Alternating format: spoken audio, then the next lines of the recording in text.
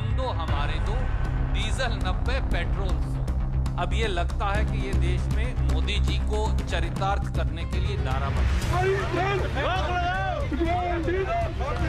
I do not want to criticize anyone, but I want to say, had we focused on these subjects much earlier, our middle class would not be burdened. हम JDU सहयोगी दल होने के नाते चाहते हैं कि बढ़ी हुई कीमतें वापस लीजिए।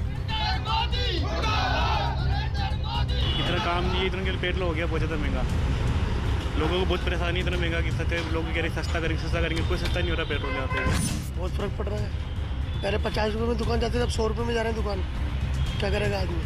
पेट्रोल की कीमत बढ़ने दो ना, कोई दिक्कत नहीं पड़ेगी। तो 100 रुपए के लिए मोदी जी को थोड़ी नहीं हटाना है, देश का विकास हो रहा है। अब आमदनी आदमी कितनी है कि उतना पेट्रोल डलवाना, इससे अच्छा पैदल ही चल लेगा आदमी।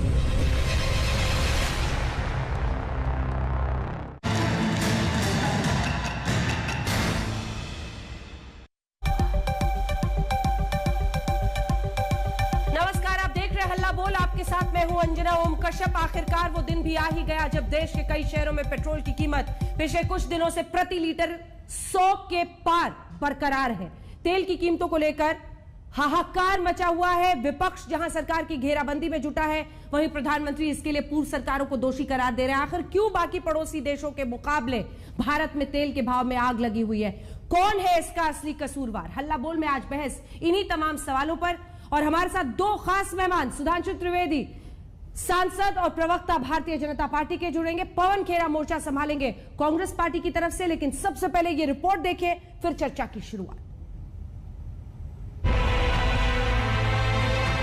रावण के देश जैसे श्रीलंका वगैरह में पेट्रोल के दाम आधे प्राइस पे हैं, और जैसे राम के देश में आपको पेट्रोल के दाम आसमान छू रहे हैं। 50 रुपए में काम हो जाता था, 70-80 रुपए का पेट्रोल लग रहा है। 1000 रुपए सीधे सीधे हमारा महीने का खर्चा बढ़ रहा है, तो कहाँ से लाए हम? बेहिसाब रेट बढ़ा, पेट्रोल 100 रुपए हो गए, 90 रुपए डीजल हो गए हैं। ये मध्यवर्गीय लोग जाएंगे कहाँ? कोरोना पहले ही ला रखा है, कोरोना से पहले ही लोग त्रस्त हैं। कहीं 90 कहीं 100, पैसा पैसा बढ़ता ये तेल का दाम दम निकालने को तैयार है। राजधानी में 90 पार तो राजस्थान और मध्य प्रदेश के अनूपपुर में सेंचुरी मार चुका है पेट्रोल।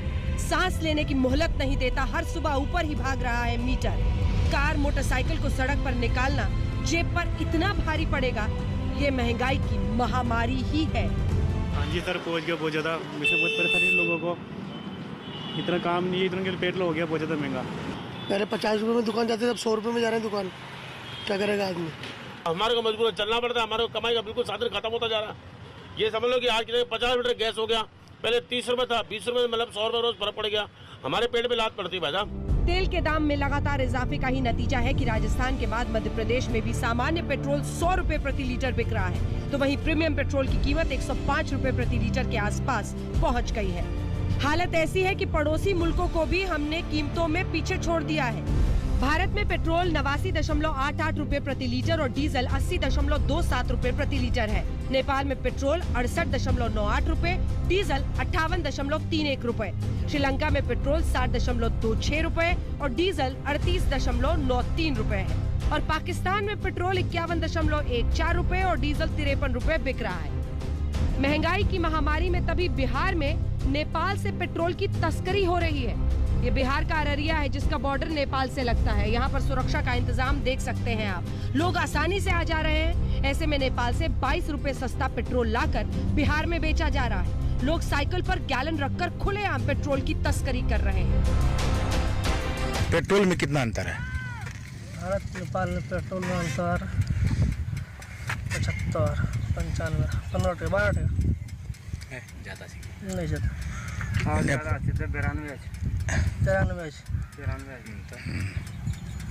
22 रुपया कुछ पैसा पड़ जाता है।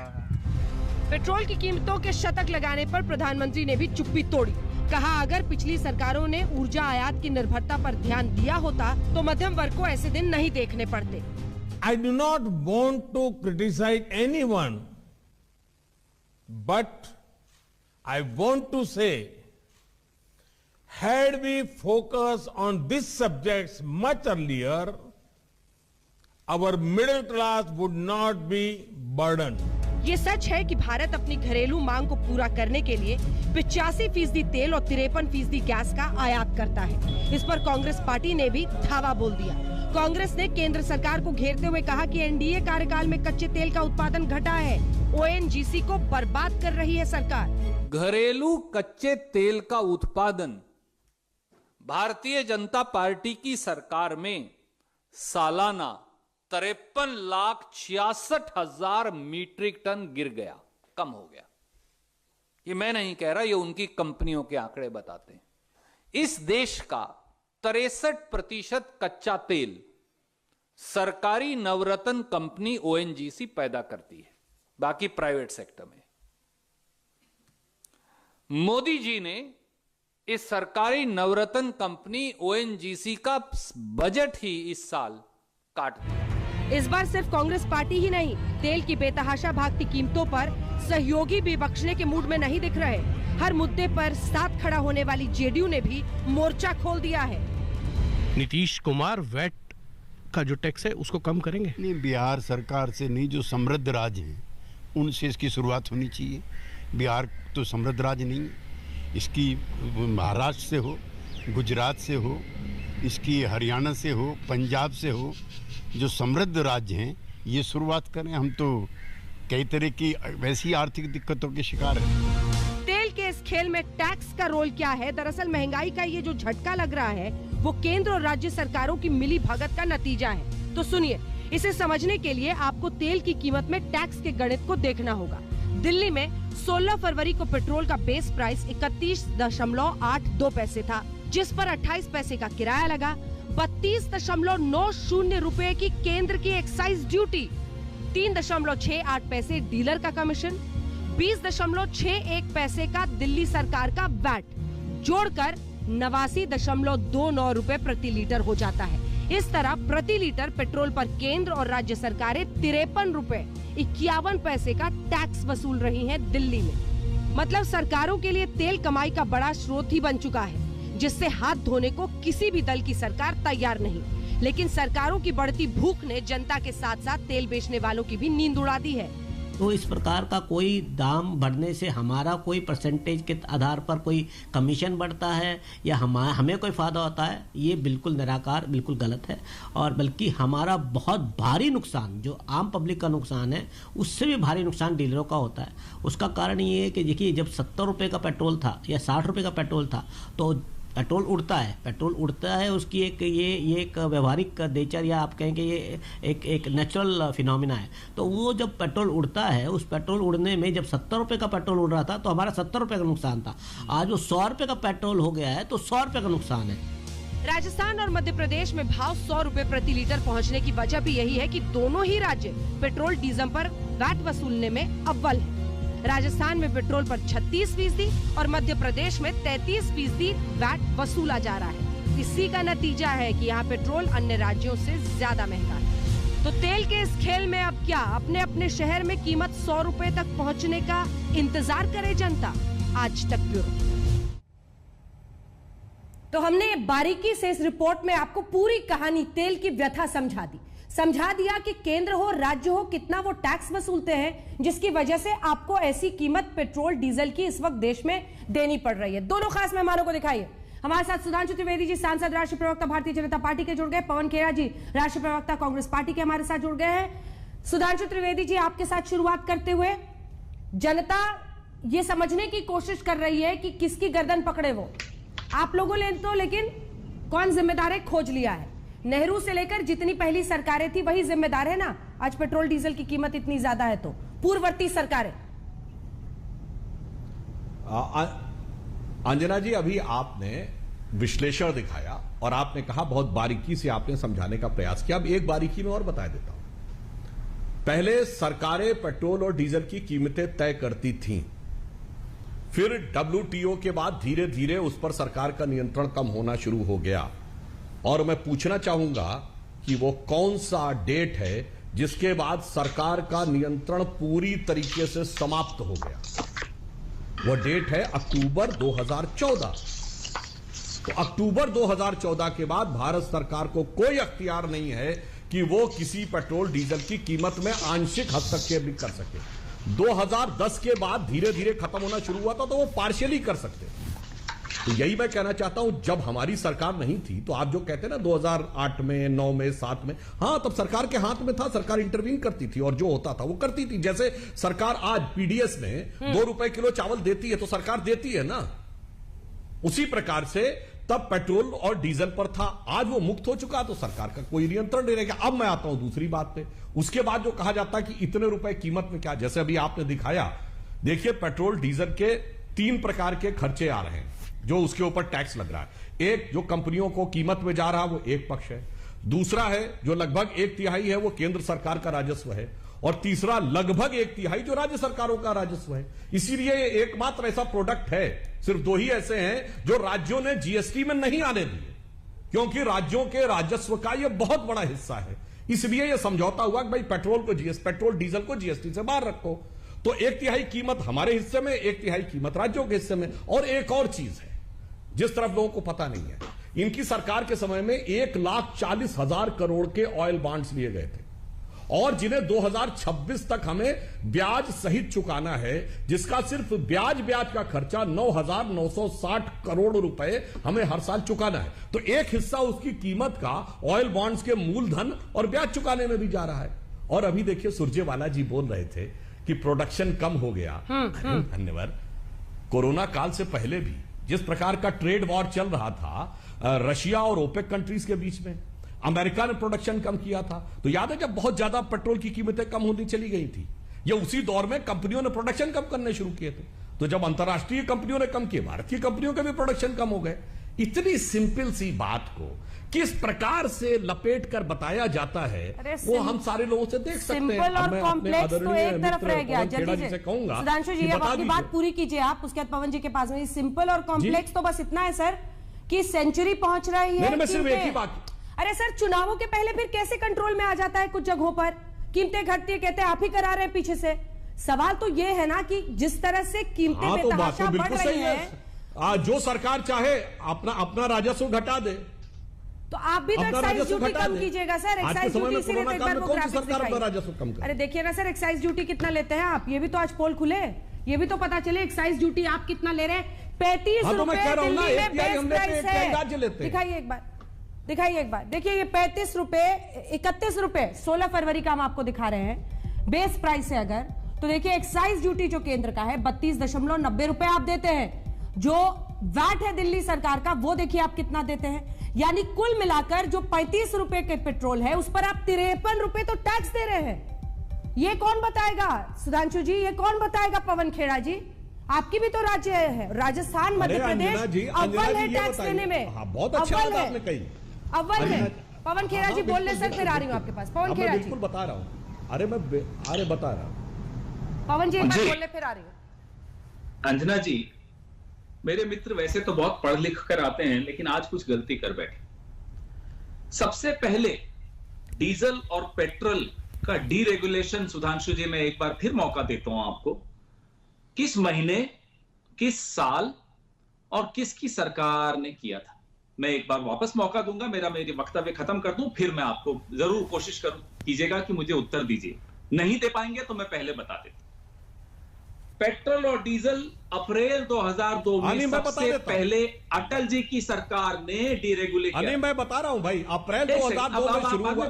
मैं जवाब ये दे रहा हूं ना। नहीं, आपने गलत बोला, आपने पूरा कर ले। अरे मैं आपकी बात पूरा कर ले पवन जी, पवन जी पूरा कर ले, फिर जवाब लूंगा। उसको दुरुस्त करना मेरा फर्ज था, क्योंकि आपने यहाँ आकर एक गलत बयानी की। अप्रैल 2002 अटल बिहारी वाजपेयी की सरकार ने पेट्रोल, अरे साहब बीच में काहे बोल रहे हैं मान्यवर, अटल जी की सरकार ने डीरेगुलेट किया। फिर आई हमारी सरकार, मणिशंकर अय्यर जी पेट्रोलियम मंत्री थे, उन्होंने जो एडमिनिस्ट्रेड प्राइसिंग रेजिम शुरू किया, वापस से एक तरह से रेगुलेट किया। अब आप जो जनता को गुमराह करते हैं मैं वो बताता हूं। आप कहते हैं कि डीरेगुलेट हो गया, मतलब अब जो मार्केट फोर्सेस हैं वो तय करते हैं। तो मान्यवर 2014 की मई में $108 प्रति बैरल पे जब हम खरीदते थे, तब हम 71 रुपए में दिल्ली में बेचते थे। आज की तारीख में $63 में आप खरीदते हैं, आप 90 रुपए में क्यों बेचते हैं? मार्केट तय करता है ना। आप कहते हैं तो अगर डीरेगुलेट हो गया, मार्केट में प्राइसेस नीचे गिर गए, हिंदुस्तान में और दिल्ली में इतना आगे ऊपर क्यों बढ़ गए? मैं अंजना जी आपकी बात का जवाब देता हूं। आपने कहा कि भाई मध्य प्रदेश और राजस्थान वैट वसूलते हैं, बिल्कुल वसूलते हैं। 820% सेंट्रल एक्साइज डीजल पे और 258% सेंट्रल एक्साइज पेट्रोल पे माननीय नरेंद्र मोदी जी ने पिछले 6.5 साल में बढ़ाई। राज्यों को आप जीएसटी टाइम पर देते नहीं है उनका हिस्सा। आप भले वो शिवराज चौहान साहब की सरकार हो, विजय रूपाणी जी की सरकार हो, मैं सबके पक्ष में बोल रहा हूं, या अशोक गहलोत जी की सरकार हो, हम उनसे उम्मीद करें कि वो जीएसटी उनको नहीं मिलेगा, उनको आप वैट बोलो कम कर दें। और नरेंद्र मोदी जी 820% सेंट्रल एक्साइज बढ़ाएंगे डीजल पर, 258% सेंट्रल एक्साइज बढ़ाएंगे पेट्रोल पर। ये कहां का न्याय है? सब कुछ राज्य करेंगे, नरेंद्र मोदी जी क्या करने बैठे हैं यहां? सीधी सीधी बात है। आप अच्छा ठीक है, सुधांशु जी की गलती नहीं है, सुधांशु जी की गलती नहीं है। एक लाइन, ठीक है, एक लाइन आप माफ कीजिएगा, एक लाइन। सुधांशु जी की गलती नहीं है कि वो गुमराह करते हैं। माननीय नरेंद्र मोदी जी कल अंग्रेजी में गुमराह करके चले गए, हिंदी में भी करते थे, अब तो अंग्रेजी में भी गुमराह करने लगे। क्यों साहब? वो कहते हैं पिछली सरकारों ने ये किया, भाई डोमेस्टिक प्रोडक्शन नहीं होता, घरेलू उत्पादन नहीं होता। आपने ओएनजीसी का बजट काट दिया, आपने जीएसपीसी का घोटाला किया। मैं नहीं कहता, सीएजी रिपोर्ट 2016 की कहती है गुजरात सरकार, नरेंद्र मोदी जी की सरकार ने किस तरह से जीएसपीसी का घोटाला किया था, ये मेरे शब्द नहीं है। और उस घोटाले की चलते ओएनजीसी के ऊपर आपने जबरदस्ती फिर जीएसपीसी को खरीदवाया ओएनजीसी से। ओएनजीसी को, जो कि एक प्रॉफिट मेकिंग नवरत्ना थी, उसमें तो आप नेहरू जी की तारीफ नहीं करेंगे क्योंकि आपके मुंह से तारीफ निकल नहीं सकती हमारी सरकारों की। उस ओएनजीसी को आप डुबो रहे हैं, लुटवा रहे हैं, क्योंकि आपके घोटाले हैं जीएसपीसी के। जो आपने दीनदयाल उपाध्याय जी के नाम पर एक ब्लॉक, और उसमें मोदी जी ने 2007 के चुनाव में क्या कहा था अंजना जी, कि गुजरात में नल खोलोगे तो पानी नहीं निकलेगा, तेल निकलेगी। क्या हुआ उस तेल का? क्या हुआ गुजरात के नलों का? सुधांशु जी, गुमराह करना चुनाव तक ठीक है, सुधांशु जी अब सरकार चला रहे हो तो अब सुधांशु जी अब की बार महंगाई पर वार, एक बार जरा जीडीपी दिखाइए, ये जो महंगाई की जीडीपी है सर, एक बार दिखाइए। चाहे वो गैस हो, गैस सिलेंडर, पेट्रोल हो, डीजल हो, ये आम आदमी को झेलना पड़ रहा है। कब तक आप कहिएगा कि देश के नाम पर और राष्ट्रवाद के नाम पर ये कीमतें भी चुकाते रहिए? जनता पूछेगी ना, कोरोना की महामारी, उसके बाद महंगाई की महामारी। सुधांशु जी। हाँ, अब मैं और ओएनजीसी पर भी जवाब दीजिएगा। वो कह रहे हैं ओएनजीसी को आपने बर्बाद किया है। डेट, हाँ मैं जवाब दे रहा हूं, हाँ मैं बिल्कुल जवाब दे रहा हूं। मुझे लगा था कि खेड़ा जी ने मुझसे पूछा कि डेट्स बता दीजिए, तो मैं डेट बताने लगा था। अब मैं अपनी बारी पे वो डेट बताता हूं। सच है, 2002 में डीरेगुलेशन शुरू हुआ, पेट्रोल का डीरेगुलेशन 2010 में खत्म हुआ और डीजल का 2014 अक्टूबर में। जब आप 2002 तक गए तो ये भी बता दिए 2002 में क्यों डीरेगुलेशन हुआ, फिर वो भी बता दिए चूंकि 1 जनवरी 1995 को हमने डब्ल्यूटीओ में जिन शर्तों पर साइन कर दिया था, उस कारण से वह बाध्यता थी कि आपको यह करना ही था 2002 में। तो अब 1 जनवरी 95 में किसकी सरकार थी वो पता। अब मैं बहुत पीछे की बातों में नहीं जाता। आपने एक बात कही ओएनजीसी में, बिल्कुल सही बात है। आपने 2013 में 103 रुपए का खरीद के 73 में बेचा था 2014 में। वही तो मैंने याद दिलाया, 1,40,000 करोड़ के ऑयल बॉन्ड्स जो आपने बजट में भी नहीं शो किए थे ताकि फिस्कल डेफिसिट ना हो, वो आपने नौरत्न कंपनियों के ऊपर डाल दिए थे। जरा ओएनजीसी की बैलेंस शीट दिखाइए 2014 की, सारा घाटा आपने ये सारा बॉन्ड उनमें दिखा दिया, जबकि सोवरिन गारंटी भारत सरकार की थी। यानी ये 1,40,000 करोड़ मैं ब्याज सहित भारत सरकार को लौटाना था और वो आपने डाल दिया उन कंपनियों के खाते में। अब दूसरी बात मैं कह रहा हूं, जो मोदी जी ने कहा, आपने जो ओएनजीसी की बात कही, यहीं पे तो मैं कह रहा हूं, जहां तक आपकी सोच नहीं जाती है, मोदी जी उसके आगे की सोचते हैं। अगर भारत को पेट्रोलियम में आत्मनिर्भर होना है तो सिर्फ जमीन से निकलने वाले तेल से नहीं। अरे भाई, दुनिया में एथेनॉल बहुत बड़ा एक पेट्रोलियम का सोर्स है और भारत एथेनॉल किससे बनता है? गन्ने से। गन्ने के उत्पादकों में भारत दुनिया का सबसे बड़ा उत्पादक है। क्यूबा और भारत में ही सबसे ज्यादा होता है, संख्या में भारत में सबसे ज्यादा होता है। भारत में एथेनॉल मिक्स होगा पेट्रोलियम में 20% 2030 तक, हमने तय किया। अब 684 करोड़ लीटर अब प्रोडक्शन हो रहा है इथेनॉल का। 1000 करोड़ लीटर होना चाहिए था। काहे नहीं आपने इथेनॉल का किया? अरे भाई ओएनजीसी खरीद के हम बेचते रहेंगे, जो हमारे यहां पैदा हो रहा है उसका नहीं बनाएंगे।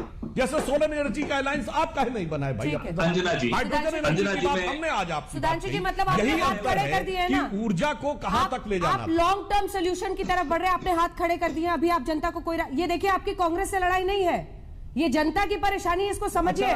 कांग्रेस को जवाब दे देने से जनता को हल नहीं मिल जाएगा। अंजना जी, ये जो महंगाई की जीडीपी मैं पूछ रही हूँ, क्या कोई भी फौरी राहत की तरफ आपकी सरकार बढ़ रही है या आप हाथ खड़े कर रहे हैं? अंजना जी अब बोलिए, अरे मेरी बात सुनिए अंजना जी। अरे अंजना जी हाथ नहीं खड़े कर रहे, मैं आपसे एक बात कह रहा हूं। आज से 22 साल पहले हम और आप दूरदर्शन पे बहस कर रहे होते थे तो कौन आएगा या दूरदर्शन तय कर सकता था। आज आपने और मुझे पवन खेड़ा को बुलाया है तो क्या आईएनबी मिनिस्ट्री ने तय किया है? नहीं ना, अब ओपन हो चुका है। जो आपकी मर्जी होगी, जिसको मन होगा बुलाएंगे। तो हाथ खड़े करने का क्या मतलब है? हाथ तो बांध के खड़े करके खत्म कर दिए गए अक्टूबर 2014 में। 1 जनवरी 1995 के करार के अनुसार पहला 2010 में खत्म हुआ, दूसरा अक्टूबर 2014 में। बस सिंपल सी बात है। वरना आप बता दीजिए कि अगर आज भारत सरकार कहे कि फला को बुलाना, ढिमा को बुलाना है, क्या ये अलाउड है? नहीं अलाउड है। बस ऐसी स्थितियां हैं। अंजना जी, ठीक है, जवाब दीजिए पवन खेड़ा जी। पवन खेड़ा जी, एक के बाद एक गलत बयानी सुधांशु जी के मुंह से मैं उम्मीद नहीं करता था कि वो करेंगे। WTO का ये बार बार उदाहरण लाते हैं। मुझे कारण बताइए कि 2002 के बाद वाली सरकार, जब मणिशंकर अय्यर जी पेट्रोलियम मिनिस्टर बने, तो उन्होंने एडमिनिस्ट्रेटेड प्राइसिंग रिजीम वापस कैसे ले आए? क्या वो इस तथाकथित WTO करारनामे के खिलाफ नहीं जाता था? नंबर 2, आप ये ऑयल बॉन्ड का बार बार कहकर आप भी कहते हैं, प्रधानमंत्री भी एक बार कह चुके हैं, आप कहते हैं कि आप चुका रहे हैं जनता को, और आप कहते हैं 1 लाख समथिंग हजार करोड़ आप दे चुके हैं। गलत बोल रहे हैं आप।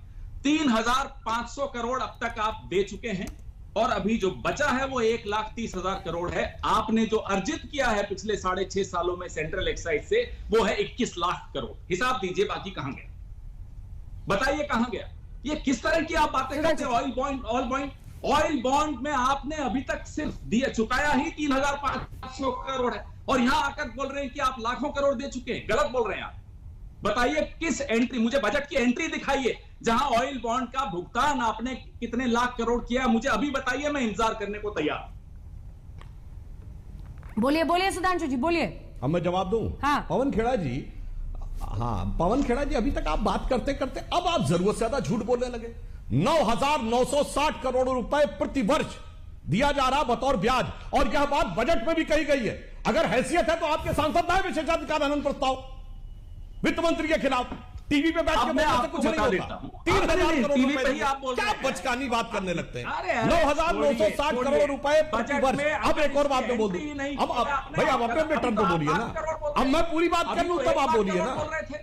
अरे भाई आप पूरी बात कर लूं, मैं बोलिए ना। 1 लाख करोड़ अब अरे भाई आप, अब मैं बोल दूं तब आप बोलिएगा आगे। देख लीजिए अंजना जी, अब देखिए बीच में बोलने लगे। देख लीजिए अंजना जी, अरे भाई आप बीच में बोलने लगे अंजना जी। 1 लाख करोड़, आप बोल रहे हैं 9,500 करोड़। ठीक है सुधांशु जी, पूरा करने मैं आपके पास आऊंगी, मैं फौरन आऊंगी। पवन जी 1 सेकंड, ऑडियो एक साथ बोलने पे ना ऑडियो क्लियर नहीं हो पाता है जी। सुधांशु जी बात पूरी करें। हाँ अब मैं बोलता हूं, शायद पवन खेड़ा जी को के ऑडियो लिंक पे प्रॉब्लम होगी। मैंने कहा 1,40,000 करोड़ के बॉन्ड, जिसका 9,960 करोड़ रुपए प्रतिवर्ष सिर्फ ब्याज जाता है, मूलधन अलग है जो हमें पेमेंट करना पड़ता। दूसरी बात, मान्यवर आपने कहा कि 2002 में अटल जी की सरकार ने कर दिया था ठीक है, तो आप तो आ गए थे 1.5 साल के बाद, काहे नहीं पलट दिया डिसीजन? सुधांशु जी बता दीजिए ना, चुनाव के टाइम कैसे आप आपने खत्म किया? अरे बताया तो पलट दिया था, बताया तो सुना नहीं। सुधांशु जी देखिए, जनता किस बात में इंटरेस्टेड है वो ये जानना चाहिए कि सर चुनाव के सामने क्या टाइम क्या जादू हो जाता है, कैसे जादू कर लेते हैं आप लोग? जो आपने बताइए चुनाव के समय कितनी सरकारों ने कम किया, बताइए। पश्चिम बंगाल में है चुनाव, क्या पश्चिम बंगाल सरकार ने कम कर दिया है?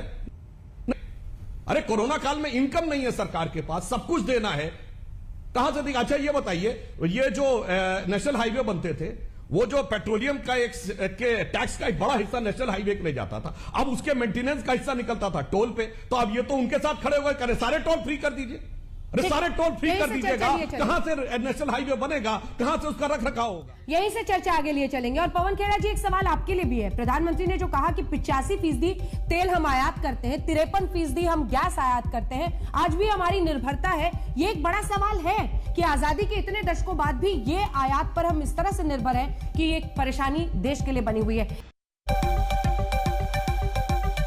तेल तिगाड़ा, बजट बिगाड़ा। जी हां, तेल और डीजल की, जो पेट्रोल और डीजल की बेतहाशा बढ़ती कीमतें हैं, वो किस तरह से लोगों को परेशान करेंगे, ये हम आपको दिखा रहे हैं। टैक्स का भी पूरा स्ट्रक्चर बता रहे हैं कि केंद्र सरकार एक्साइज ड्यूटी कितना लेती है, राज्य सरकारें कितना लेती हैं, और ये भी कि जो महंगाई की जीडीपी है, जिसमें गैस, डीजल, पेट्रोल, ये जो कीमतें हैं, ये किस तरह से आम आदमी को कर रही है परेशान। और इस बीच सवाल ये कि क्या इससे राहत मिलती हुई दिखेगी, क्योंकि ये सेंचुरी मध्य प्रदेश और राजस्थान में जरूर लगा हो, लेकिन सुधांशु जी अपनी बात भी पूरी कीजिए। ये सेंचुरी मध्य प्रदेश और राजस्थान में सिर्फ जरूर लगा हो, लेकिन लोग बहुत परेशान हैं। पता है, अलग अलग जगहों पर जब हमारे रिपोर्टर्स जा रहे हैं उनसे बात करने के लिए, लोगों में गुस्सा है इसको लेकर। क्या आपको लग रहा है कि अब महंगाई इशू ही नहीं रह गया है इस देश में, जिसकी वजह से आप लोग इसको पूरी तरह से इग्नोर करके आगे बढ़ने को तैयार हैं? अकेले छोड़ दिया आम आदमी को जूझने के लिए। एक बात आपने अच्छी कही। महंगाई एक ऐसा मुद्दा है जो हर चुनाव में महंगाई का मुद्दा रहा, केवल 2 चुनाव छोड़ के, 2004 और 2019। 2004 और 2019 में कभी महंगाई मुद्दा नहीं रहा, क्योंकि महंगाई पूर्णतः नियंत्रित थी। दोनों बार हमारी सरकार रह चुकी थी अपना कार्यकाल पूरा करके। हाँ, आज जो स्थिति है वो मैंने स्पष्ट रूप से आपको बताया कि स्थिति यह है कि न राज्य सरकार न केंद्र सरकार इस समय जिस प्रकार का इकोनॉमिक क्रंच है, कोई अपनी एक्साइज ड्यूटी नहीं कम करेगा, जहां तक मेरी समझ है। जिन राज्यों में चुनाव है, बंगाल हो, तमिलनाडु हो, केरल हो, आप देखिएगा, यहां पर असम में मुझे नहीं लगता कोई सरकार एक्साइज ड्यूटी चुनाव के समय भी कम करेगी।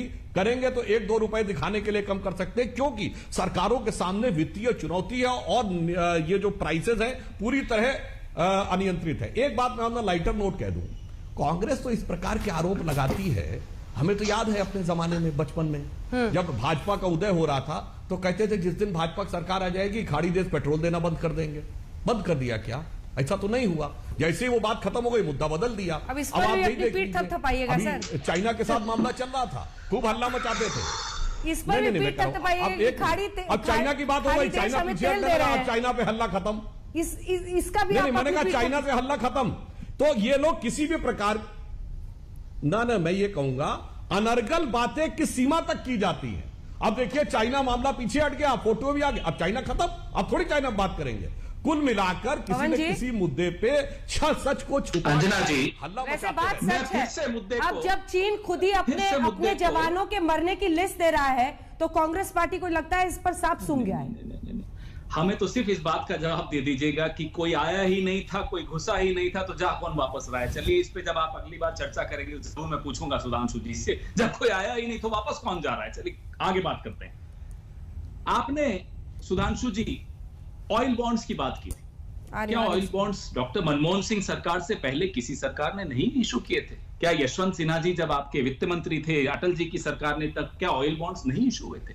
और आप तुरंत शब्दों को बदल देते हैं। जब मैंने आपको ऑयल बॉन्ड्स पे आपका झूठ पकड़ा तो आपने ऑयल बॉन्ड्स के इंटरेस्ट पे आ गए। ऑयल बॉन्ड्स अभी तक जो मैच्योर हुए हैं मोदी जी के शासन में, 3500 करोड़ से ऊपर मैच्योर नहीं हुए हैं। इसलिए आप पहले तय कर लीजिए कि आप ऑयल बॉन्ड्स की बात कर रहे हैं या ऑयल बॉन्ड्स के इंटरेस्ट की बात कर रहे हैं। और अगर आप ऑयल बॉन्ड्स की बात कर रहे हैं तो मैं आपको चुनौती देता हूं, कितना पैसा आप ऑयल बॉन्ड्स का लोगों को लौटा चुके हैं पिछले 6-6.5 सालों में? आप अभी अंजना ओम कश्यप जी के बहुत प्रतिष्ठित शो में जनता को बताइए। और अगर आप कह रहे हैं कि ऑयल बॉन्ड्स सिर्फ डॉक्टर मनमोहन सिंह लाए थे, तो यशवंत सिन्हा जी अपने बजट में ऑयल बॉन्ड्स किस सरकार के तहत लाए थे, जरा उसकी भी बात कर लीजिए। जवाब दे रहे हैं सुधांशु जी। तीसरी बात, पूरा कर लीजिए, पूरा कर लीजिए। मैं फिर से आप, क्योंकि अंजना जी ब्रेक से पहले आपने मुझसे कुछ पूछा था, बिल्कुल, पिछली सरकारों ने क्यों नहीं इन्वेस्ट किया? 85% तेल के आयात हम करते हैं और 53% गैस। बिल्कुल आपकी बात सही। 23% जो हम घरेलू उत्पाद का हम करते थे वो घटकर मोदी जी के सरकार में 15.8% क्यों हो गया? उसका जवाब दीजिए। पिछली सरकारों को उनका किए का कभी रिवॉर्ड मिला, कभी पनिशमेंट मिला, कभी उनको चुनाव जितवा दिया। हमें तो शायद सुना 60 साल सत्ता में रखा लोगों ने, तो कुछ ठीक किया होगा तभी रखा होगा। लेकिन मैं इनसे यह जानना चाहता हूं कि कपड़ा बनाने वाली एक कंपनी को, जिसका ऑफिस बारबाडोस में था, उसको मोदी जी जब मुख्यमंत्री थे गुजरात के, ऑयल ड्रिलिंग का काम दे दिया कपड़ा बनाने वाली कंपनी को। ये मैं नहीं कह रहा, सीएजी रिपोर्ट कहती है सुधांशु जी। तो हमने जो भी किया, कम से कम ये नहीं किया कि बारबाडोस में कपड़ा बनाने वाली कंपनी को ऑयल ड्रिलिंग का काम दे दिया और फिर ऑयल मिला नहीं। सीएजी रिपोर्ट कह रही है 2016 की गुजरात की, मैं नहीं कह रहा। ठीक है सुधांशु जी, जवाब दीजिए। सीएजी रिपोर्ट से निकाल कर दे रहा हूं और दूसरा ये 7 साल से तो अब आप ही सरकार है ना हुजूर। देखिए अंजना जी, वैसे बारबाडोस से इनको बड़ा प्यार है। वो बारबाडोस की तो है ना रिहाना, जो तराना सुनाती है तो बड़ा सुहाना लगता है, लता मंगेशकर का गड़बड़ लगता है। खैर, अब मैं इनको बाकायदा तथ्यात्मक जवाब देता हूं। अब मैं तथ्यात्मक जवाब देता हूं। नहीं, अरे वो मैंने इसलिए बोल दिया, बहुत से लोगों को पता ही नहीं था कि बारबाडोस की है। और बारबाडोस की पॉपुलेशन जानते हैं कितनी है पवन खेड़ा जी? 3 लाख, यानी दिल्ली के एक विधानसभा के बराबर। आप ही को मालूम। अब मैं आ रहा हूं। वहां के कपड़ा बनाने जी मैं बता रहा हूं बारबाडोस का। अच्छा चलिए, सिर्फ मोदी जी ही दे सकते हैं, अच्छा ये बताइए, नहीं दे सकते। ऐसा आप तो तैयारी करके आए ना। अरे पवन तैयारी करके। अच्छा बताइए बारबाडोस की कैपिटल क्या है जहां कंपनी की आप बात कर रहे हैं? बताइए बारबाडोस की कैपिटल क्या है? ये तैयारी का हिस्सा नहीं होगा ना। मोदी जी से पूछिए ना। छोड़िए, अब आपके मुद्दे पे, अब मुद्दे पे आते हैं। छोड़िए, मुझे कागज की जरूरत नहीं थी, मैं अब बोल रहा हूँ। मुझे 1,40,000 करोड़ के जो बॉन्ड है। अरे भैया आप बोल रहे थे, मैंने डिस्टर्ब नहीं किया। ठीक है पवन जी, जवाब सुनिए। अब देखिए अनकंफर्टेबल बनाने वाले को। अब पवन जी मैं तथ्यात्मक जवाब दे रहा हूँ। वो तो मैंने लाइटर नोट पे कहा था। नहीं, लाइटर ही रहेंगे आप, क्योंकि आपके पास तथ्यात्मक जवाब है नहीं। अब मैं एक बात कह रहा हूँ, सीएजी रिपोर्ट 2016 का जवाब दीजिए मुझे। मोदी जी ने भ्रष्टाचार किया या नहीं किया, इसका जवाब दीजिए मुझे। अरे कपड़ा बनाने वाले को ऑयल ड्रिलिंग का काम क्यों दे दिया? भैया भ्रष्टाचार अगर आपकी नजर में किया था, आप जवाब तो दीजिए। मेरी नजर में नहीं, माफ कीजिएगा, आपने तो हर प्रकार के आरोप लगा दिए थे। एक चीज सीएजी रिपोर्ट देखिए डिस्टर्ब 2016 जहां आप कंफर्टेबल तथ्य आ जाता है वहां लगातार बोलना शुरू कर देते हैं। ये कांग्रेस की एक स्थापित नीति है। अरे अब देखिए आप बोलने लगे, अपने आप को मैं तो बोल लीजिए तब मैं बोलता हूं। अपने आप को स्थापित मत मानिए। जिस तरह से आप चल रहे हैं, आप ज्यादा दिन तक स्थापित आप स्थापित है भाई। ठीक है, हमें जवाब सुन लेते हैं दिया भाई। पवन जी नहीं, अंजना जी, मुझे ये बारबाडोस के कपड़ा बनाने वाली कंपनी को ऑयल ड्रिलिंग का काम मोदी जी ने क्यों दिया, ओएनजीसी को क्यों बर्बाद कर किया, इसका जवाब दीजिए। जीएसटीसी को क्यों बर्बाद किया, इसका जवाब दीजिए। बहुत ज्यादा कल बोल रहे थे अंग्रेजी में मोदी जी कि अरे साहब डोमेस्टिक प्रोडक्शन नहीं होता। किया था ना डोमेस्टिक प्रोडक्शन आपने, क्या हुआ? अब मैं जवाब दीजिए। सभी दर्शकों से जीएसपीसी बर्बाद मैं बोल दूं ओएनजीसी बर्बाद कर। ठीक है पवन जी, अरे जवाब दे बहुत बढ़िया जवाब। सुनिए भी तो, अरे सुनने की भी तो ताब रखिए। सुनने की भी आपका गुस्सा भी पेट्रोल डीजल की तरह भागे जा रहा है सर। पवन जी आप गंभीरता से जवाब नहीं दे रहे। पवन जी आपका गंभीरता से जवाब नहीं दे रहे, गुस्सा भी पेट्रोल डीजल की तरह भागे जा रहा है। ठीक है, अब जवाब सुनते हैं पवन जी। सुधांशु जी जरूर। हाँ, अब मैं बता रहा हूं। देखिए, जो लोग ये कह रहे हैं उनसे कहिएगा कि 2014 की ओएनजीसी की बैलेंस शीट जाके देख ले। मैं दर्शकों से कह रहा हूं, न मेरी बात मानिए न पवन खेड़ा की बात मानिए, और देख लीजिएगा किस मुकाम पे कहां पहुंचा के गए थे। दूसरा, आपको पता है 1,40,000 करोड़ के बॉन्ड किस ईयर में हमको फाइनल पे करने? 2026। आपको तो पता था कि 2026 में आपकी सरकार नहीं रहनी है। हमें तो पता है कि 2026 तक हम ही को रहना है। तो मूलधन के लिए भी तो पैसा बचाना है। उस एक साल में अचानक 1,40,000 करोड़ नहीं आ जाएगा मान्यवर, इसलिए ब्याज भी चुकाना है और फाइनल इंस्टॉलमेंट मूलधन के चुकाने की व्यवस्था भी करके रखनी है। अब मैं दूसरी बात में अब भैया मैं तो पूरी बात कर लूं भाई, दूसरा, अभी तक इतनी हमारी पेट्रोलियम प्रोडक्ट पेट्रोलियम प्रोडक्ट पर हमारी निर्भरता है। तो इन्होंने अभी सीएनजी की बात कही, मैं याद दिलाना चाहता हूं, मैंने तो सीएनजी का नाम नहीं लिया। सरकार आने से पहले लाइन लगती थी एलपीजी गैस के लिए, वो बंद हो गई। मोदी जी की सरकार आने के बाद उज्ज्वला योजना के तहत 8 करोड़ लोगों को फ्री गैस मिली। तो हमने ये बातें फ्री बांटी भी हैं, वह व्यवस्था भी की है आम जनता को। कोई ऐसा कमाल नहीं हो गया था मोदी जी की सरकार आने के बाद कोई भारत में सीएनजी गैस का खजाना मिल गया था एलपीजी गैस का, तो उस कारण से हम ये देने लगे थे। और मैं एक और बात कहना चाहता हूं, लास्ट सेंटेंस, अरे भाई हमें नई टेक्नोलॉजी में इनोवेशन भी तो सोचना होगा। एथेनॉल मिक्सर किया जाएगा चूंकि भारत में पर्याप्त होता है। यह निर्णय हमारी सरकार ने ही क्यों किया? क्यों आप लोग आयात करने पर ही जोर देते रहे? क्योंकि आयात में डीलर्स का कमीशन होता है, एथेनॉल में किसानों को फायदा होता है, खासकर महाराष्ट्र और उत्तर प्रदेश के किसानों को फायदा होगा जहां बगास बनती है और उससे एथेनॉल बनता है। हमने यह निर्णय लिया है, इसीलिए हम कह रहे हैं हमने सौर ऊर्जा का निर्णय लिया, आपने क्यों नहीं लिया? एथेनॉल का निर्णय आपने क्यों नहीं लिया? हमारी 20% पेट्रोलियम पर निर्भरता 2030 तक कम हो जाएगी। अब मामला आपके भ्रष्टाचार पर पहुंच गया है पवन जी, आपकी सरकारों नहीं, हमारा तो भ्रष्टाचार ही साबित कर दें तो बता देंगे। जिस दिन बहुत चिल्लाते थे 2G 3G क्या हुआ बताइए ना। इसलिए हमारे भ्रष्टाचार पे भी किसी दिन चर्चा करिएगा। ये आएंगे ही नहीं सुधांशु जी उस दिन, क्योंकि होमवर्क करने को कुछ मिलेगा नहीं। मैं फिर से दोहराता हूं, ये नई टेक्नोलॉजी, ये बड़ी बड़ी बातें करते हैं। कौन सी नई टेक्नोलॉजी है कि कपड़े की कंपनी को आपने ऑयल ड्रिलिंग का काम गुजरात के मुख्यमंत्री जब थे मोदी जी दिया? इसका उत्तर क्यों नहीं दे रहे आप मुझे? क्यों बच रहे हैं इस उत्तर प्रश्न से? क्योंकि ये CAG रिपोर्ट कह रही है, मैं नहीं कह रहा। ये घोटाला था इस नाम से कि हर नल पे तेल निकलेगा। अरे नहीं, अभी बीच में मत बोलिए, अब आप भी बीच में मत बोलिए। आपने पूरा हिसाब किताब तो दे दिया। 21 लाख करोड़ आपने सेंट्रल एक्साइज में तेल। अरे साहब 1 मिनट रुक जाइए, मुंह भी चुप रहिए ना, हाथ उठा लीजिए, कोई बात नहीं, पुरानी आदत है, सुन लीजिए। 21 लाख करोड़ रुपए तो आपने अर्जित किए सेंट्रल एक्साइज के। हिसाब दे रहे हो 1,30,000 करोड़ का, जो आपको 2026 तक लौटाना है। बाकी पैसा जो आपने जनता की जेब से निकाला है उसका हिसाब कब देंगे? LPG बड़ी बात कर रहे हैं उज्ज्वला की, LPG में आपने नहीं बढ़ाया क्या दाम? क्या सब्सिडी विड्रॉ नहीं की?